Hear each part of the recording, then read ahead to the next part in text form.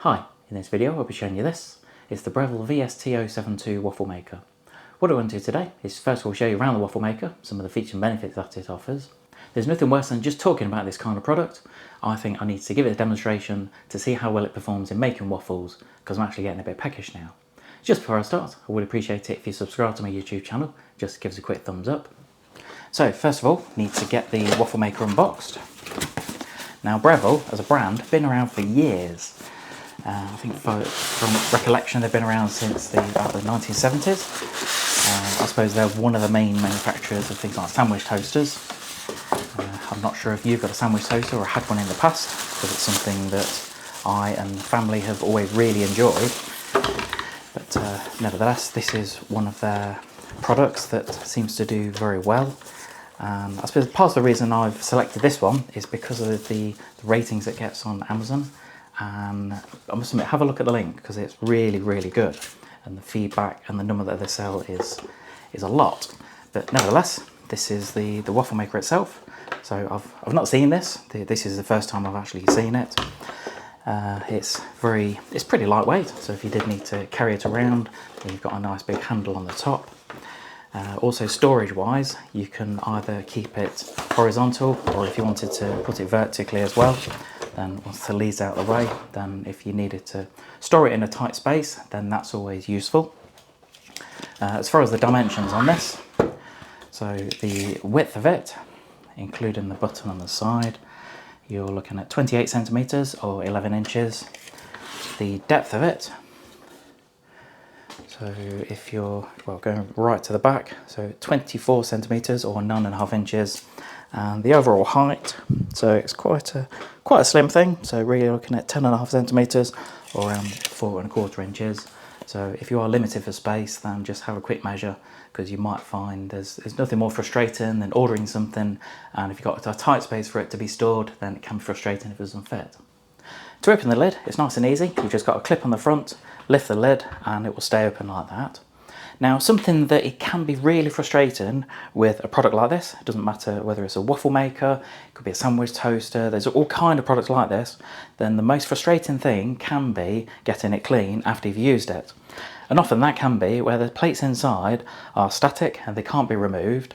But what Breville have done is they've thought about this, and if you press the button on the side here, at the bottom, then the plates can be taken out. And also the same at the top. Just show you that. So you've got a button on the side here as well, press that, and then the plate can be removed. So this is a genius idea, because it just means that you can either hand wash it or pop it into a dishwasher to get it nice and clean. And then once it's dry, just locate the clips at the back and then we'll clip back into place. Also, something else that can be annoying is when the food will stick in the inside here. But what Breville have done is they've provided a coating on the plates. It's called Duraceramic. And the main advantage of that is that, first of all, it's scratch resistant, which is always really important. So if you are using, say, a knife or something to get the waffle out afterwards, then it's not going to scratch. Also, it's non-stick, which is always really important for me.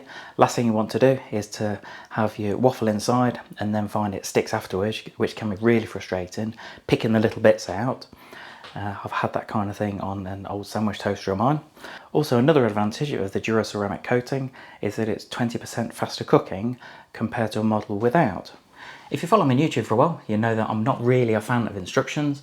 I normally like to work things out for myself. But for this product, what I have done is I have looked in instructions just to see whether there was a recipe for waffles that Breville recommend. And there is. There are actually two in here. So the first one is the classic waffles, and also we've got the luxury waffles. I thought rather than just talking about the waffle maker, I'm actually going to make some waffles now according to Breville's recipe. This recipe is actually for 12 of the waffles, so clearly I'm going to have some spare for when the kids come round.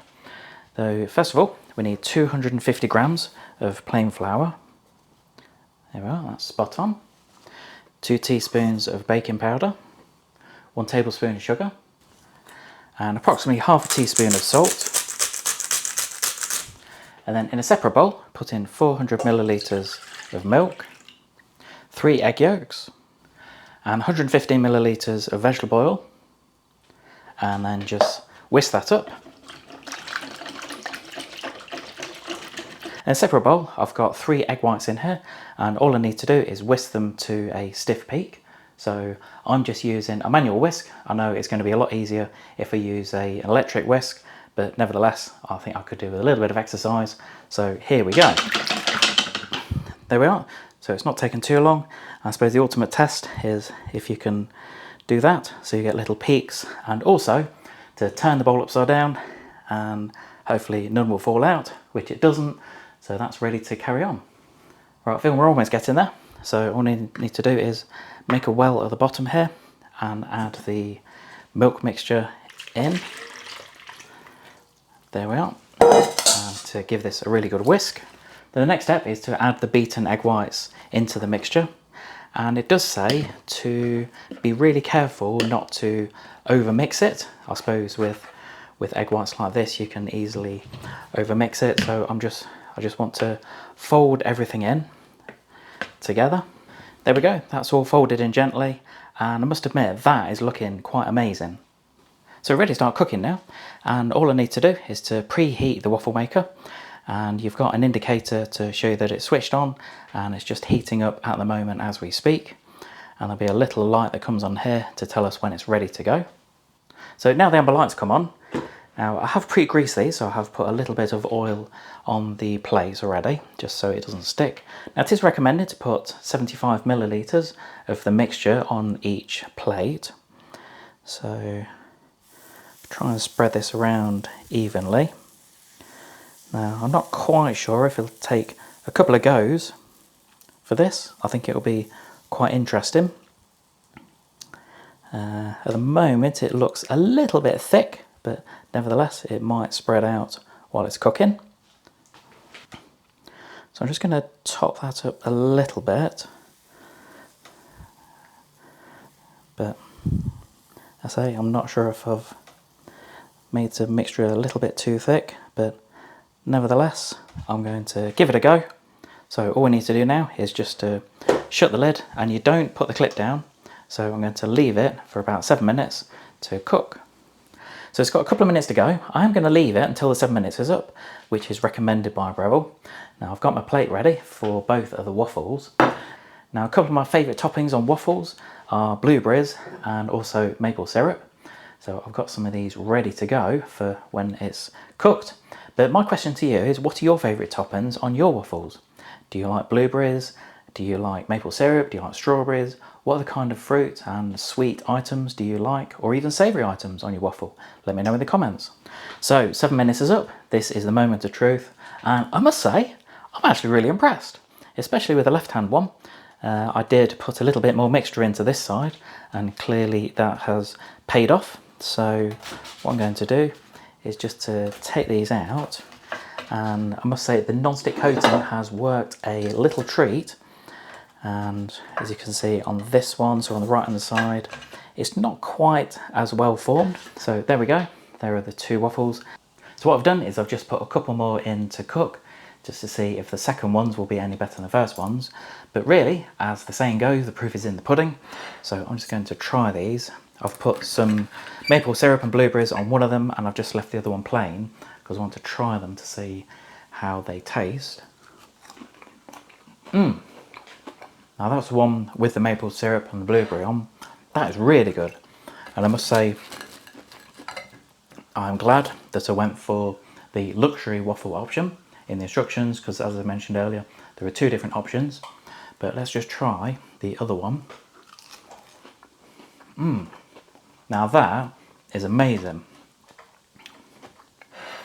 So 7 minutes is up, and let's have a look on the second ones. Now I must say they do look better. I put a little bit more mixture in, especially on the right hand side one here, and they've both of them got a nice golden brown finish on top. So you can just hear that, it's a little bit crispy, which for me is ideal. I love it crispy on the top and the bottom, and then nice and fluffy on the inside. When I finish recording this in a moment, I'm going to dig in, because although the first 2 were really good, I'm going to test to see how good this one is as well. If you're as impressed as I am, and if you're thinking of purchasing one of these, I've provided a link below to show you where to get one at a competitive price. Hope you enjoyed this quick video on the Breville VST072 Waffle Maker. I would appreciate it if you subscribe to my YouTube channel give us a quick thumbs up, click subscribe, leave any comments below. I'd always ask for comments, whether it's good or bad, about the video. If there's something that I've missed that you wanted to know about the waffle maker, then just pop it in the comments and I'll get back to you. Also, if you have got one of these, or I suppose any waffle maker, then let me know what you think about it. And any feedback that you've got is always greatly appreciated. Also, I mentioned earlier about your favourite toppings on your waffle. Let me know in the comments what's your favourite, what's your go-to topping. Thanks for watching.